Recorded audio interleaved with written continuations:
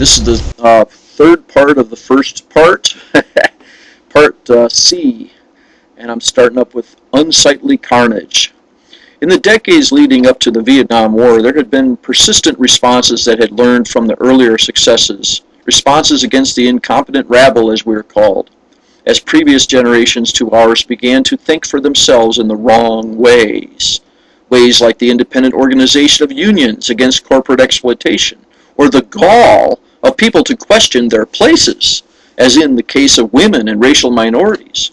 The official response came from several directions within what is called the rational sectors of society, but they all had one thing in mind: to tame the quote-unquote bewildered herd, because, quote, the common interests elude public opinion entirely, unquote, as the well-known progressive intellectual Walter Lippmann, and that's Lippmann, Lippmann, two N's at the end there, and several others mentioned above believed. Footnote 5. One of these groups was the more modern kin to Dr. Kellogg's contribution to the germinating mental health movement. With the aid of the usual machinations of public socialization, these fresh new entrepreneurs birthed their designs quite easily. Then, when several havoc-wreaking independent movements began coming together during the 1960s and several errors on the parts of the competent and rightful leaders were made, the new reincarnation of the social manager was getting ready to make history in nearly the same vein as their dear old Dr. Kellogg. And I say dear old Dr. Kellogg because the Journal of the American Medical Association published a review of John Harvey Kellogg and the movie Road to Wellville. And I have been unable to find it, but I found it once because I was at a doctor's place and I happened to read it. I happened to find it. Can you believe it, in the short time? Anyway, everybody else was discrediting John Harvey Kellogg. The movie was, and all the reviews were putting it all down in the popular press, but in the journal, the academic journal of the American Medical Association, they were saying that he was a competent doctor and that he was legitimate.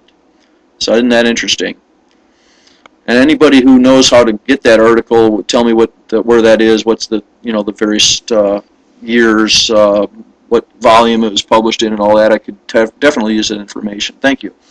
All right, and so continuing on. Basically, the stupid masses were starting, as we recalled, were starting to catch on in parts to what was going on. These errors were noted and studied, and those making up the quote-unquote, well, the quote, more responsible members of the community, unquote, wanted to figure out how to stop having this little problem.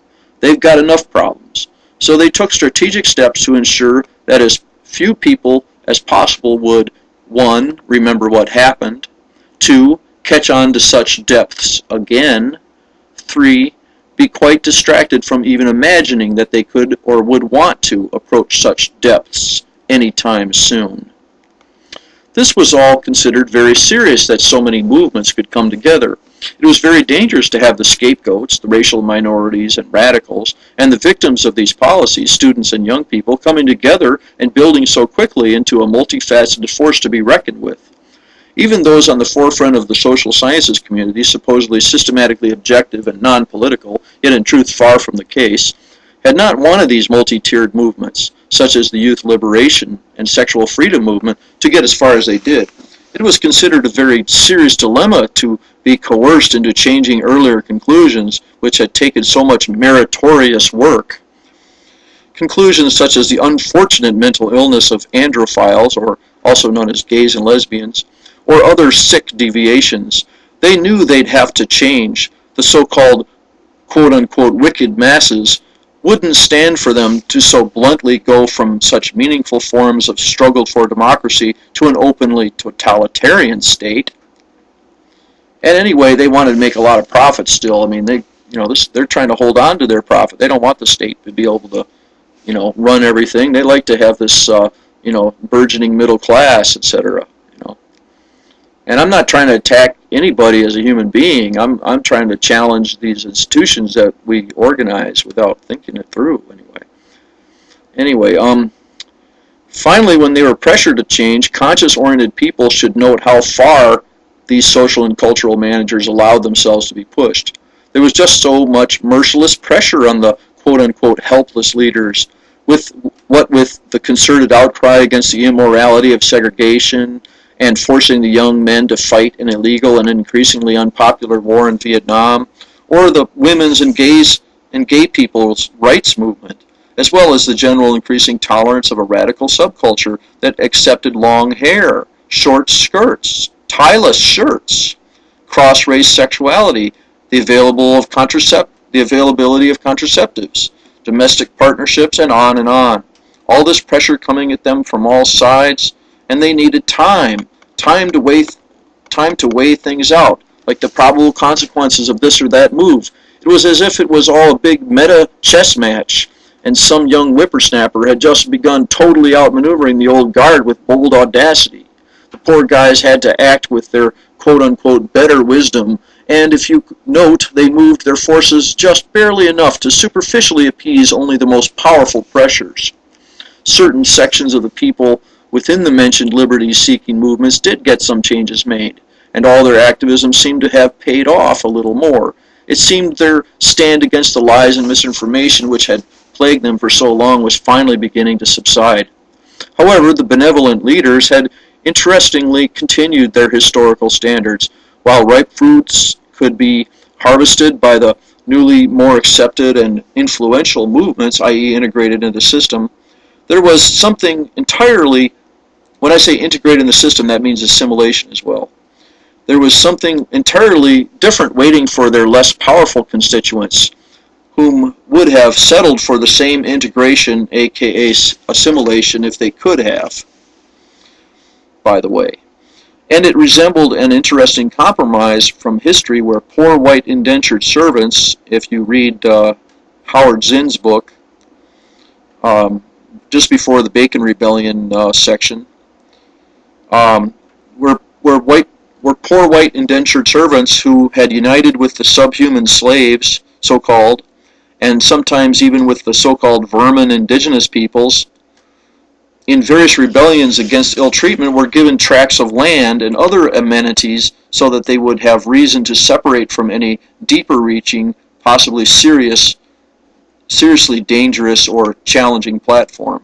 And the footnote 6 is there.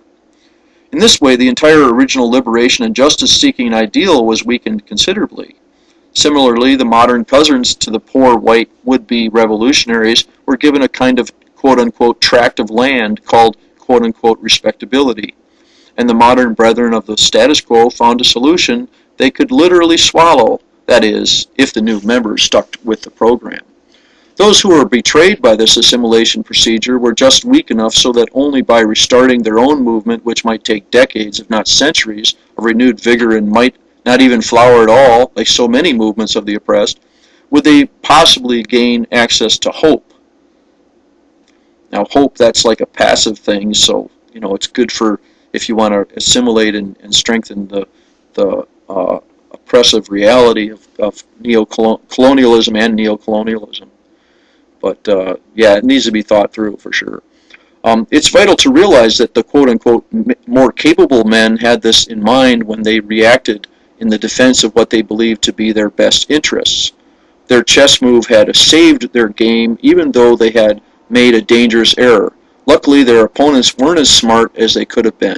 It turned out that a lot of the so-called less capable persons, having obtained their rewards but not yet wielding perfect security, were quite willing to serve their alleged superiors. Remember, they'd only caught on to part of what was going on, namely their own mistreatment, and they hadn't thought that there might be any possible connection to a much deeper truth, much less feeling that they could really do anything about it. Perhaps they really didn't want to know. After all, they were enculturated and socialized to believe that the basic nature of the system really was well-intentioned. It was just sometimes that it had glitches and isolated so-called corruptions. Anyway, they had begun to see the light at the end of the tunnel, and certainly didn't want to go off down some weird other tunnel now. And let me stop it there for now, and we'll go to the next part.